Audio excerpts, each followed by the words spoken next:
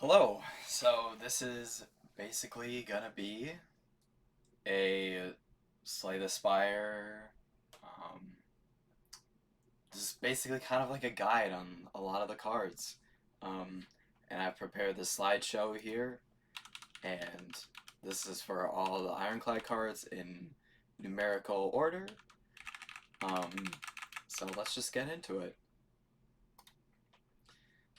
So I really would have an intro slide here, but Ironclad, his cards are a lot of like exhaust, a lot of strength gain, um, and a lot of and you do have like the block synergy with barricade and entrench and all that stuff, which the cards do change. So that will be definitely something to look out for if you're you know if you're coming over here. But anyways, to start out, let's go anger.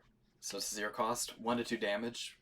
So first, the slashes in between the two are the upgrade. Sometimes it's the parentheses. It was a little bit inconsistent, but anyways.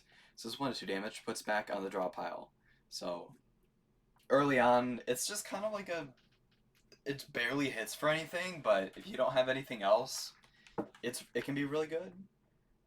Like say you've taken like a shrug it off and like an entrench. Not that you should really take that order of like cards, but say like you're making some long term investments in Act One, and then you want like a early game, like consistent damager. I feel like it'd be a good idea to pick this. Does really well with strength scaling. That's another good point of it. So say you get like 4 or 5 strength is hitting for 6 every turn, and then if you get like one more draw, then you hit for like 12 that turn for 0 cost, and then it goes back again on the top of your draw pile. It definitely does help against like statuses too, where like the tri-centuries are putting dazes on the top, and that lets you draw guaranteed damage next turn, which is feel like is kind of underrated in my opinion, but I don't know. So it's nice. So if you want like to manipulate your draw pile, so you see this term missing the shuffle where sometimes like you'll go through like you'll deck your deck twice, but since you like shuffle your draw pile in the middle of drawing, you'll be able to play only a few cards there once. And this might be able to prevent that, which is nice. Um, and then it says there overall better with card draw, better with strength. It's just the damage comment. So barricade. Clearly, I didn't keep anything here, um, but well, freestyle. So barricade basically it's just a nice little 2 cost, 1 cost power, keep a leftover block from last turn. This is very nice in that you can play like low cost defensive skills, and then that gets left over, and especially since it upgrades to 1 cost, it's like very very valuable to have, like especially like takeable in Act One, um, and even later too. Like maybe your deck is like focusing on this, but you might want to like add the spare K card into there because like one turn you generate like 10, 15 block, and you're like the rest of the turns you don't really generate as much. Um, that could be a good card. Kind of for that reason, Entrench early is a little bit better, but it's not that much of a consideration, but it's it's okay. It's a good rare. It's a whole archetype built around it. But yeah, let me go see if okay, I didn't miss anyone. That's good. Okay, for all the elements, there should be writing there. Okay, Bash. This is a starter card. It's 2 energy, and it does 2 or 4 damage, and it gives them a vulnerable, which vulnerable in this game is double damage to your next hit. So a main consideration with this is like, well, first upgrading it because it's really good. Um, and second is having like a good card to combo with it, being upgraded, like a damage card being out. Say like, I mean, Anger, which is not that great with this, but it's okay. Um, it's like 2 cost, 4 damage combo, and that's without a single point of strength. So it's nice. And then there's like a little bit of like investment for the next turn. So, say you like this enemy is blocking or they're gonna do this big attack. You're like, okay, I need to do some more damage, but I also need to block now. So you could do that, shrug it off, or do something else. And I'm saying shrug it off. It could be literally any other 1 or 2 cost skill, like ghostly armor or spot weakness or something else. You know, and then your die relic will probably help you out with the rest of the block. Not always though, or your other relics. Yeah, battle trance. This is really good. Really, really, really good. Um, Downside, so 0 costs, draw 3 to 4 cards, and then no more card draw for that turn. It's so good. Like, I mean, unless you like find some like big combo card, I would take this a lot of the time. Because Clad doesn't have that many options to card draw without like a big engine. Like, I mean, he does have like Dark Embrace and then playing any skill or attack that exhausts, so that's nice. But if you don't have that, like, get this or get this and that, because it doesn't require the engine, which is nice. Definitely doesn't exhaust. It is kind of a downside, but it's not really. I say 2 to 3 cards because Battle Trance is one of the cards, so it's +2/+3. Um, yeah, it's a great card. It's a great card. Very minimal downside, because especially if you have like more like block or draw cards, really, you could play those first, and then you could go and play Battle Trance. So it's very good. Very good against statuses. Very good against like your own like status synergy. So like say you wanted like Wild Strike or um, Power Through, put a Daze on the top, you draw it again. It's nice. Nice for that too. So lots of interactions it's good with. Berserk. I guess this was not the only one I had left blank. But just a 1 cost power. When the card is exhausted, you deal 1 to 2 damage AoE. This is really good. It just helps you like build an engine early on.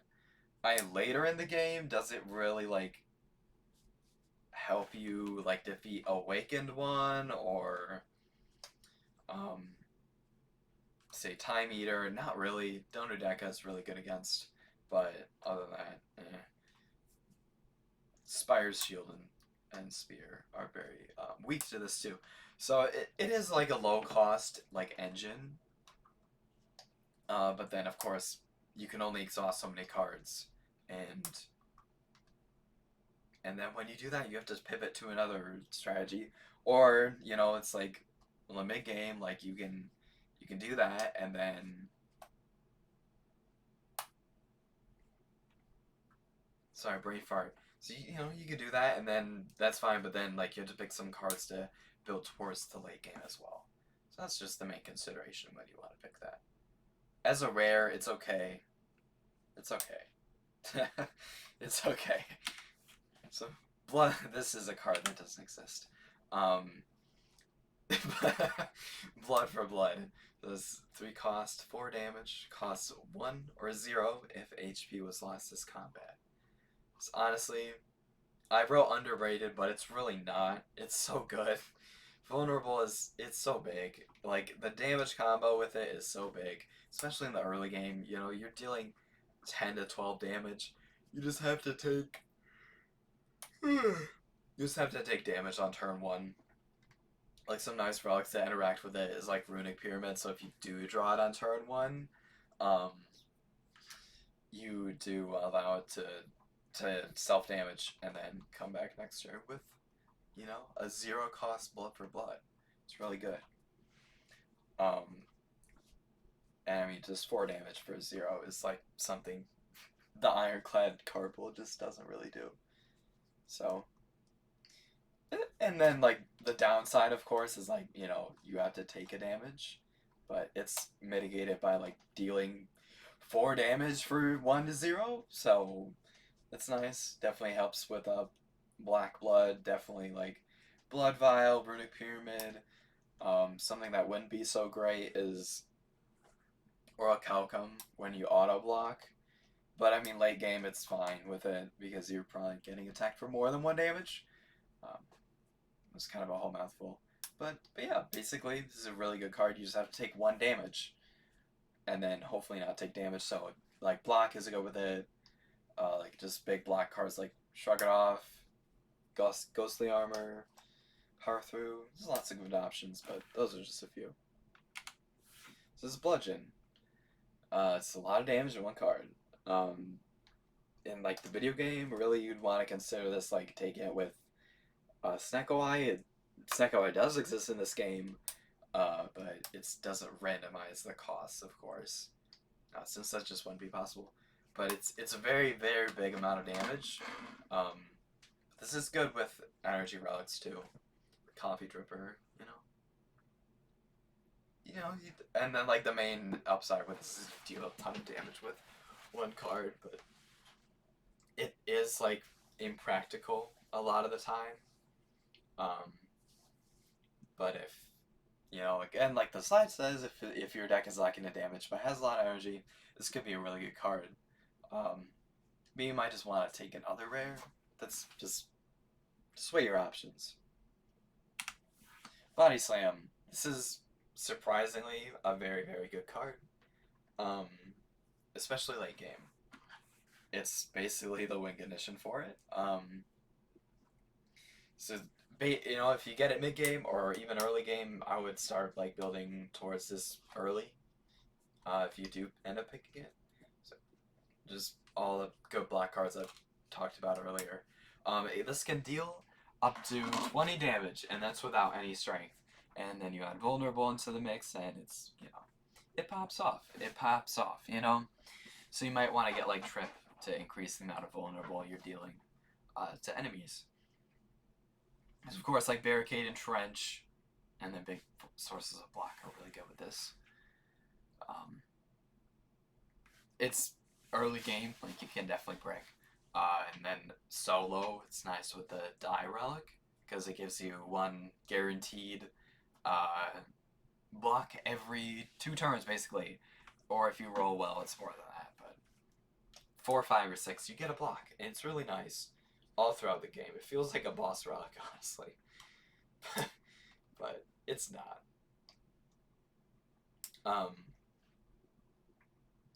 And sometimes you might like have a barricade deck, but you also might just have enough scaling by itself, and you'll be fine without it, and that's okay. Burning Pact. 1 cost, draw 2, 3 cards, exhaust 1 card. So this really is like kind of a long-term investment card. Say you have like exhaust energy cards in play, and the exhaust cards, and you get to draw. This is an infinite enabler, another good thing to mention with this. Not that the Ironclad is like super great at infinites, but you can definitely get there. And then just exhausting your whole deck is like pretty nice to get towards that. And right here, it's some decks kind of challenge at exhaust. Just because you don't really, of course you like never know what you're gonna draw. So that's just a little consideration there. So that to elaborate on that, I feel like I should elaborate. It's like, oh, do I exhaust a block like now, or do I do it later? Because corruption, all that stuff. That's just one example. It's Carnage, 2 cost, 4 to 6 damage, and it's ethereal. It's kind of like Blood for Blood, but it kind of meets midway with the cost. So it's 2 cost and ethereal. So it's very very good damage output. Can definitely like defeat an early game like enemy on its own, or like a later game minion. Which is the main use cases. It's great for vulnerable. Exhaust when you don't want it. So you just say, hey, I don't want to play it, and that's okay, because usually you have enough card draw. So Clash, 0 cost, deal 3 to 4 damage, and only if there are only attacks in hand. And it's Clash. It's not very good. But honestly it is decent with like cards that have exhaust skills. And another thing is like it's a rare, so you don't really see it that often, which is nice. But it's like 15 to 20 damage, which It's pretty strong. It's pretty strong. Like definitely very good with vulnerable, very good with all that stuff. But of course, like above Ascension 5, when you have the Ascender's Vein curse, it's just not very good, not very consistent, very prone to bricking. Another consideration is like the status decks. Um, if you play statuses, you're not really gonna get that much value out of this because the status is not an attack. Um, yeah, I mean, just compared to Carnage, if you do get it to go off, you deal about the same amount of damage for 0 cost. So, it can be good. So, Cleave, it's the next card. It's 1 cost. It's 2 or 3 area attack. Uh, so, the way I like to look at Carnage, or sorry, Cleave, it's like, it is better than Whirlwind until damage scaling becomes involved. Uh, and it just saves like an upgrade early on. Because if you're like present with Cleave and Whirlwind early on in the game, depending on what you're going for, you might want to just pick Whirlwind, but say you pick Cleave, right? So you're dealing 3, and that's more than Whirlwind's 2 for 1 cost. So it's just more now, but a little bit less later. So it's nice. Kills gremlins in 1 hit. It's another good thing to know. Yeah. It's a clothesline. 2 costs, 3 to 4 damage, and it weakens the enemy. It's kind of like a better Iron Wave, just more rigid as well. Because Iron Wave is 1 attack and 1 defense, and then or 2 block and 1 attack, or 2 attack and 1 block. So let's choose there. But clothesline doesn't really let you choose; it just gives them a weaken. It protects against vulnerable, which is nice. It's a good amount of damage to deal to someone. So it's like pretty good damage comment there. Combust. So I touched on this in future talks about the game, but Combust is what I would call a damage common power, which doesn't make sense, but here's the explanation. It's 1 cost, deals 1 to 2 area damage every turn. Just like, okay, cool. Like it's getting continued value. But the thing is, like, it's kind of the opposite of a damage common. Like going on. Never mind. I was about to go somewhere when it just didn't make sense. But basically, like, the Awakened one is on Ascension 13. You're almost always gonna fight him, which is where like a lot of my philosophy to playing comes from. And you really don't want to grab that many powers. Like, if you want to get a power, make sure it like does something very good for your deck, like Dark Embrace, Demon Form, even like Carnage, or no, Berserk. Berserk's good sometimes, way better than this, but like it triggers that every time you exhaust a card. I can just edit the slide and say that, but I'm not. I'm like comparing it to Omega here. Like it's just very good for chip damage. Like it just kills gremlins. It kills cultists. It kills jaw worms over a few turns, and it just allows you to pick things off a little bit nicer. And you can also do it the turn you play, which is nice. That's a nice little part about it. Corruption. This is a 2 cost when upgraded, 3 costs when not. All skills cost 0 and exhaust when they are played. So this is like definitely very, very powerful with the right deck. I mean, of course, the consideration of like playing all your block and then just not being able to deal enough damage or block. Of course, if you're in a longer forest fight. And then just like some cards that grow that Preserve, Feel No Pain, Dark Embrace, Dead Branch is insane with that. It's just you play all your skills and then you draw all your damage cards, and usually at that point you want to have some cheap damage cards, so you do draw it again. because at some point you might just draw like the same 5 cards, and it just lets you draw 5 cards every turn, and it's nice. I mean, there's just so many interactions to talk about. It's like you just make your cards draw 1 card, deal 2 area damage, block for 1. And it's just nice.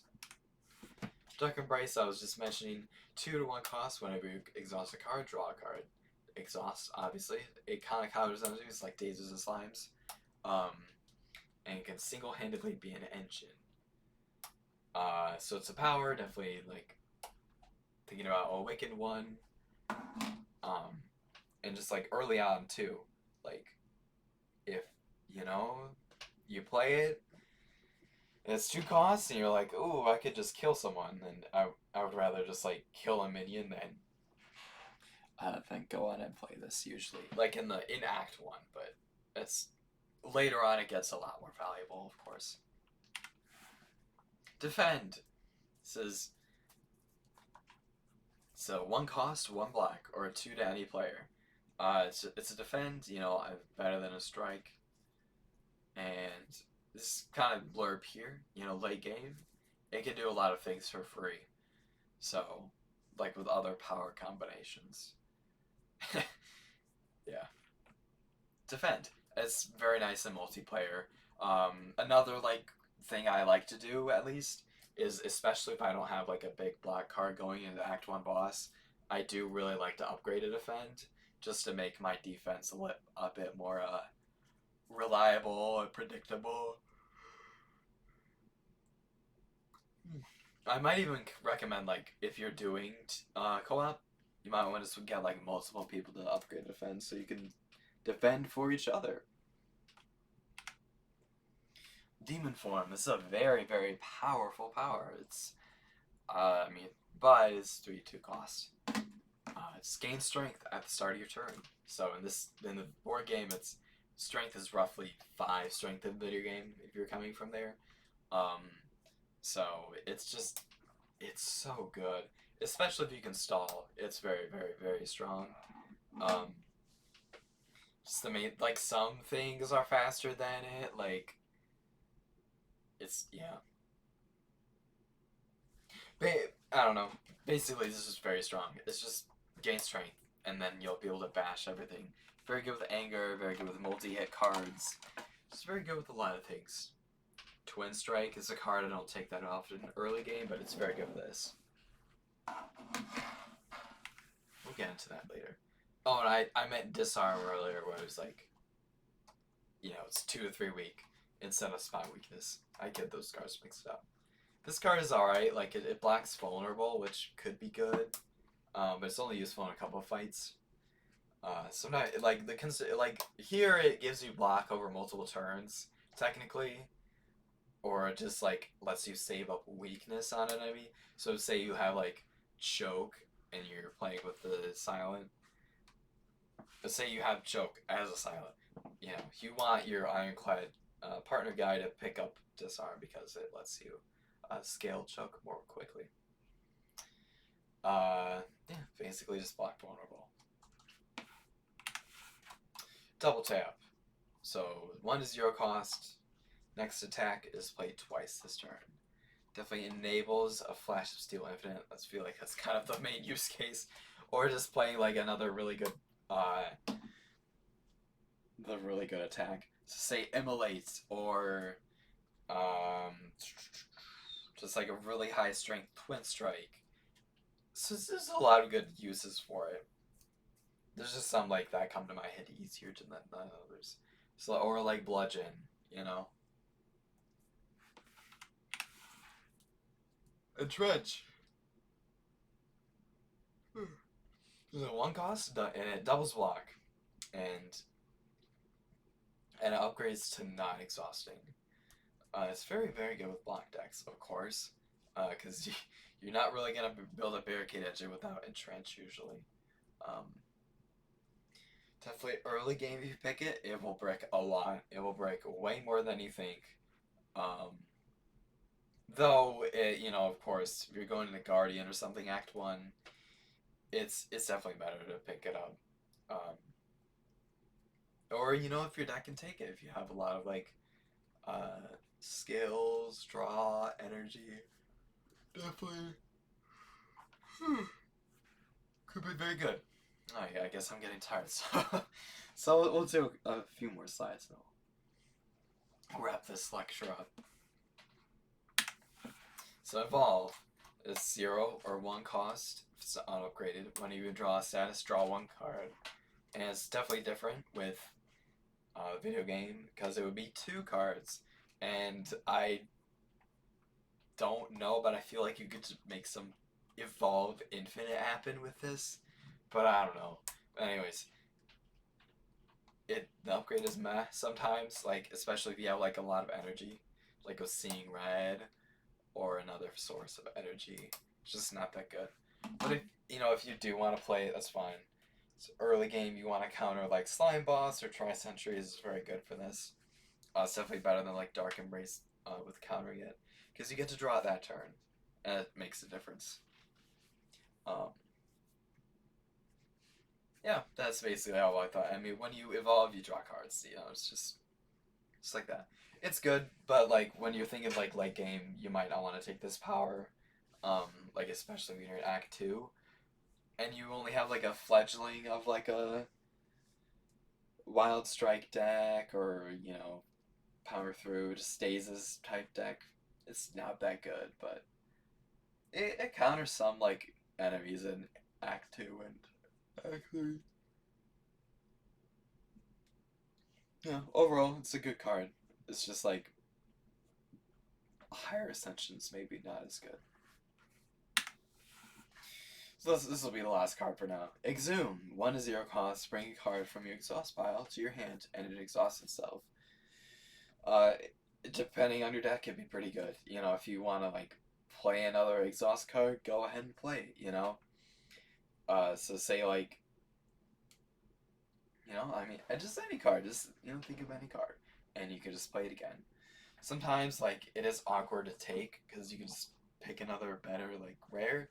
But I will say if you are in like a regular reward screen, this definitely gains a lot of value because then when you do get to the rare screen, it is you can like duplicate indirectly a card that you want to play against. Say like Limit Break or Entrench or Seeing Red. This is a lot of stuff with that. And if you're playing with a beta art, you can't make with an infinite with this, but it's not productive with the Ironclad unless you have like whenever you shuffle the draw pile, do something. But the Silent has that, not the Ironclad. But yeah, this will be the conclusion of this.